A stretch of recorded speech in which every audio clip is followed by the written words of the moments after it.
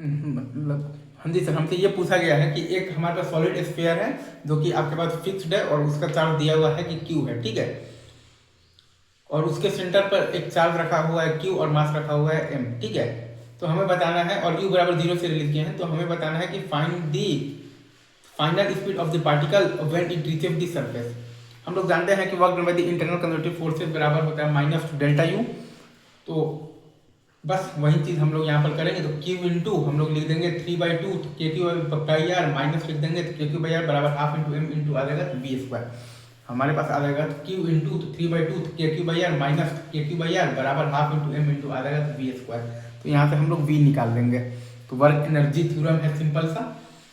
Work done by the internal conservative forces बराबर minus of the, तो delta U होता है, और डेल्टा यू होता है हमारे पास Q टाइम्स डेल्टा वी। तो ये आ गया है बेसिकली माइनस क्यू टाइम्स तो डेल्टा वी, मतलब कि Q times we initial minus we final, मतलब कि क्यू टाइम्स तो 3/2 into k q by r minus है तो के क्यू बाई आर बराबर half into m into v square, मतलब कि Q times we initial minus we final, मतलब कि क्यू टाइम्स तो 3/2 into k q by r minus k q by r बराबर half into m into है हमारे पास वी स्क्वायर।